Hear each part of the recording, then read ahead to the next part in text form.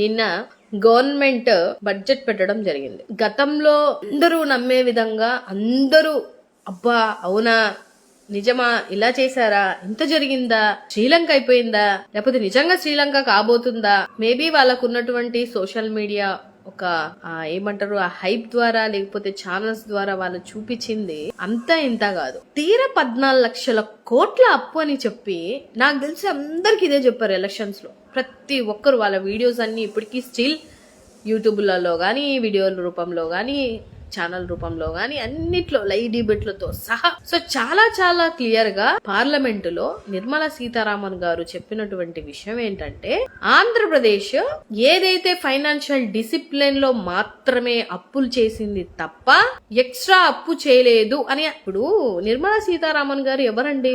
ఆవిడ ఒక ఫైనాన్స్ కి సంబంధించినటువంటి మినిస్టర్ అయినప్పుడు ఆవిడే కదా చూడాలి ఏం చేసినా ఎంత అప్పు ఇచ్చారు ఎంత అప్పు పోయింది ఆర్బీఐ ఎంత ఇచ్చింది లేకపోతే వరల్డ్ బ్యాంక్ ఎంత తెచ్చుకున్నాము లేకపోతే బడ్జెట్ పార్లమెంట్ లో ఏమేం పడుతున్నాము ఎవ్రీథింగ్ చెప్పాల్సింది ఆవిడే. ఆవిడ ఇచ్చినటువంటి స్టేట్మెంట్ తీరా నిన్న బడ్జెట్ ఇన్ని రోజులు బడ్జెట్ నాకు తెలిసి 6 నెలల తర్వాత బడ్జెట్ పెడుతున్నారు. ఇన్ని రోజులు దాన్ని సాగదీసి నిన్న అనౌన్స్ చేశారు. ఎంత పెట్టారు అందులో? యాక్చువల్గా 4 lakhs crores. మీరు చెప్పిన 14 లక్షలు ఎట్టపోయినాయి. డివిడెంట్ లో ఉన్నటువంటి ఇంకొక 1 లక్ష చేంజ్ ఏదో చూస్తే 6 లక్షల చిల్లర కోట్లు మాత్రమే అప్పు ఉంది. ఇది మనం తెలియక చెప్పినోళ్ళు కూడా చెప్పినా అర్థం కాక అప్పు అయిపోయింది శ్రీలంక అయిపోయింది. శ్రీలంక ఎక్కడైంది? ఎప్పుడైంది శ్రీలంక?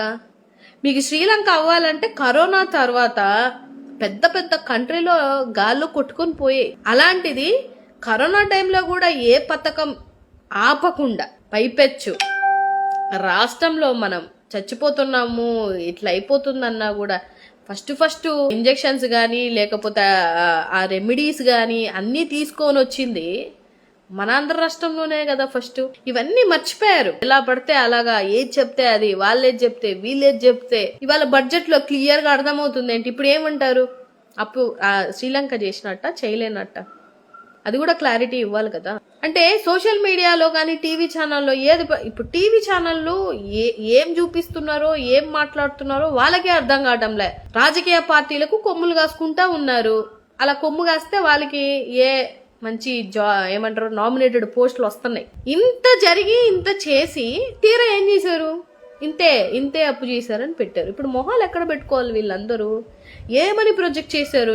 దానికి ముందు మనం ఎన్ని కోట్లు అప్పు చేసి ఆయనకి ఇచ్చాము అది కూడా గమనించాలి కదండి. ఇప్పుడు ఎడ్యుకేటెడ్స్ అయితే మనం ప్రతి ఒక్కటి ఏదో చెప్పేసాడు గాలి మాటలు నమ్మడం కాదు కదా. గాలి మాటలు నమ్మేసుకొని మనం డెసిషన్స్ తీసుకునేలాగైతే ఇంకెందుకు రాష్ట్రం? ఇంకా మనం ఏం ఆలోచించాలి? మనం ఓటు వేసే ముందు వాళ్ళు చెప్తున్నటువంటి నిందలు వాళ్ళు చెప్తున్నటువంటి మాటలు అవునా కాదా? వాళ్ళు ఏదో ల్యాండ్లు జగన్మోహన్ రెడ్డి తీసేసుకుంటున్నాడు అమ్మేసుకుంటున్నాడు మన ల్యాండ్లు కూడా అమ్మేస్తారు అని అంటే ఎంత ఈజీగా నమ్మేశారో జనాలు. ఇప్పుడు అయ్యే రిజిస్ట్రేషన్ పేపర్ల మీద అయ్యే రిజిస్ట్రేట్ల బాండ్ల మీద వాటి మీద మరి చంద్రబాబు నాయుడు గారు పిక్కులు లేవా? ఆయన పిక్కునంత మాత్రాన నమ్మేసుకున్నట్ట కొనేసుకున్నట్ట ఒరిజినల్ వాళ్ళ దగ్గర ఉన్నాయంట. ప్రతి రిజిస్ట్రేషన్ అయిన వాళ్ళందరి ఒరిజినల్స్ ఎవరు వాళ్ళకి సబ్మిట్ చేశారు. మనం వీళ్ళ మాటలు నమ్మాం మోసపోయాం. ఇప్పుడు ఇవాళ ఏం జరుగుతుంది? అసలు స్టూడెంట్స్ పాపం అనకూడదు కానీ ఎంత ఇబ్బంది పడుతున్నారు ఫీ రియంబర్స్మెంట్ రాక. వాళ్ళు ఏమన్నా మాట్లాడుతుంటే వాళ్ళని అరెస్ట్, సోషల్ మీడియాలో ఎవరన్నా మాట్లాడితే అరెస్టులు. ఏంటిది ఈ పైశాచిక ఆనందం అనేది నాకు అర్థం అవ్వట్లేదు. ఇప్పుడు మనం చేసుకుంటూ వెళ్ళిపోతున్నాం. మీరు పని చేయకపోతే డెఫినెట్ గా అడుగుతారు కదా. ఎవరైనా అడుగుతారండి, ఎందుకు అడగరు? సోషల్ మీడియాలో అడుగుతారంటే అడగరా? పాపం చాలా మంది ఇప్పుడు తప్పుడుగా నిజంగానే తప్పుగా మాట్లాడి మార్ఫింగ్ చేశారు అనుకోండి, వాళ్ళని మేము కూడా ఏమనం. ఎందుకంటే అక్కడ ఆ పార్టీలో ఉన్న ఆడోళ్ళైనా మేమైనా అంతా ఒకటే, అందరం ఆడవాళ్ళమే. అసలు ప్రశ్నించిన పాపానికి కూడా చాలా మందిని అరెస్ట్ చేసేసి ఇబ్బంది పెట్టేసి టార్చర్లు పెట్టి సంతకాలు పెట్టించుకొని వాళ్ళతో ఆ వీడియోలన్నీ ఓపెన్ గా బయటకే వస్తున్నాయి కదా. అంటే ఇవాళ మనం చేస్తున్నాం జనాలకి మనం ఏదో చెప్పగలగాలి లేకపోతే ఏదో జనాల్లో భయభ్రాంతుల్ని తీసుకొచ్చాలి. ఇదేమి రావణ కాస్ట్ ఏం కాదు భయపడిపోయేసి ఇచ్చేసుకోవడానికి. ప్రజాస్వామ్యంలో ప్రశ్నించే హక్కు ప్రతి ఒక్కరికి ఉంటది. ఇప్పుడు ఏదో వీళ్ళు కొత్తగా స్టార్ట్ చేసినట్టు మనం 2014 నుంచి ఏం చేసాము, ఏం మాట్లాడాము, ఏం ప్రామిసులు చేసి చేయలేకపోయాము అంటే జనాలకి గతించిన 5 సంవత్సరాలే గుర్తుంటదా? పాస్ట్ గుర్తుండదా ఎవరికి? నాకు తెలిసి పాస్ట్ ఎవరికి గుర్తు లేదేమో అనిపిస్తుంది. మరి 10 ఏళ్ల నుంచి కూడా చూడాలి కదా మనం కూడా ఏం జరిగింది అని అనేది. వాళ్ళు చెప్పేశారు, మనం నమ్మేశాం. 14 లక్షల కోట్లు. ఎక్కడ కోట్లు? అసలు ఎంత ఘోరంగా ఉందంటే నిర్మలా సీతారామన్ గారు చెప్పిన మాట కూడా మనం వినలేకపోయాము.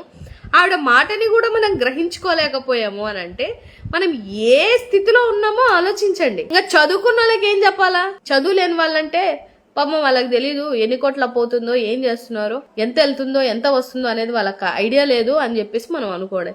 చదువుకున్న వాళ్ళు కూడా అదే మాట, 14 లక్షల కోట్లు అప్పు చేశారు అని. ఒకరు 14 అని, ఒకరు 10 అని, ఒకరు 11 అని, ఒకరు 9 అని. ఏది మరి మీరు ఇవన్నీ నిన్న పెట్టారు కదా, అన్ని ఎన్ని కోట్లు పెట్టారు మీరు? ఎక్కడ నాకైతే కనిపించలేదే. నేను చూసాను బడ్జెట్ మొత్తం. 14 లక్షల కోట్ల అప్పు అనేది ఎక్కడ కనిపించలేదే. మనం రాజకీయం చేయొచ్చు. రాజకీయం అంటేనే కుళ్ళు కుతంతాలతో కలిపినటువంటి ఒక ఏమంటారు, దాన్ని వర్ణించడానికి కూడా వీలు లేనటువంటి పరిస్థితులు ఇవాళ ఉన్నాయి. కానీ దాంట్లో కూడా కొన్ని ఎథికల్ గా రాజకీయాలు చేయొచ్చు. మరి టూ మచ్ గా వెళ్ళిపోయి కక్ష సాధింపుల్లో భాగంగా ఆడవాళ్ళని పోలీస్ స్టేషన్లకు 5 రోజుల నుంచి తిప్పుకుంటూ మరి ఈ లెక్కనైతే పాపం జగన్మోహన్ రెడ్డి గారు చేయలేకపోయారేమో అనిపిస్తుంది నాకు. గత సంవత్సరంలో, గత 5 ఏళ్లలో ఆయన చేయలేకపోయారేమో. ఈ కక్ష సాధింపులు అనేది ఆయన చేయలేకపోయారేమో. సోషల్ మీడియాలో ఎంతమందిని, ఎన్ని మాటలు, నన్నే ఎంతమంది, నేను ఏ రోజు ఒక బూతు మాట మాట్లాడను, ఏమన్ను, ఒక బ్యాడ్ స్టేట్మెంట్ కూడా పెట్టను. మహా అయితే మీరు ఇచ్చిన మాటలను బట్టి, మీరు ఇచ్చిన స్టేట్మెంట్లను బట్టి దాన్ని జనాలకి వివరించేలాగా, అర్థమయ్యేలాగా నేను చెప్తాను. నన్నే ఎన్ని బూతులు తిట్టారు అంటే అక్కడుంటే ఆడోళ్ళు, ఇక్కడుంటే ఆడోళ్ళు కదా, వీళ్ళకి మనోభావాలు లేవా? వీళ్ళు బాధపడరా?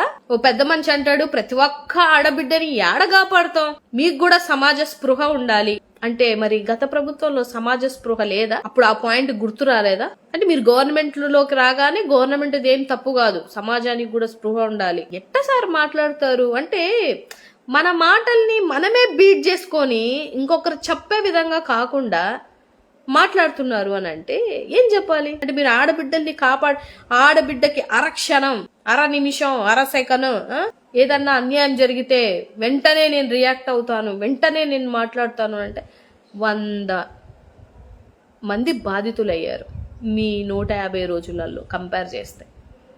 ఏం చేశారు మరి? పలానా కేసుని మేము డీల్ చేశాము, పలానా కేసులు ఎంత జరిగింది అనేది ఏమన్నా చెప్పగలిగారా? మీరు ఎలక్షన్ ముందుకు అత్యధికంగా చేసినటువంటి ఒక్కటే ఒక ఇష్యూ ఏంటంటే 32,000 మంది తప్పిపోయారు.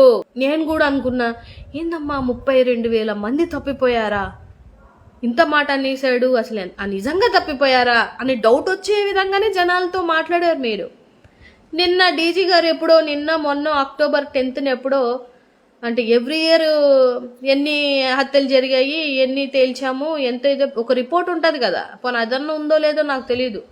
వాళ్ళు కూడా ఒక రిపోర్ట్ ఇస్తారు. ఆ రిపోర్ట్లో చూస్తే మొత్తం ఈ 5 ఏళ్ళు అంతా కంపేర్ చేస్తే తప్పిపోయిన లిస్టు 3,000 ఉంది.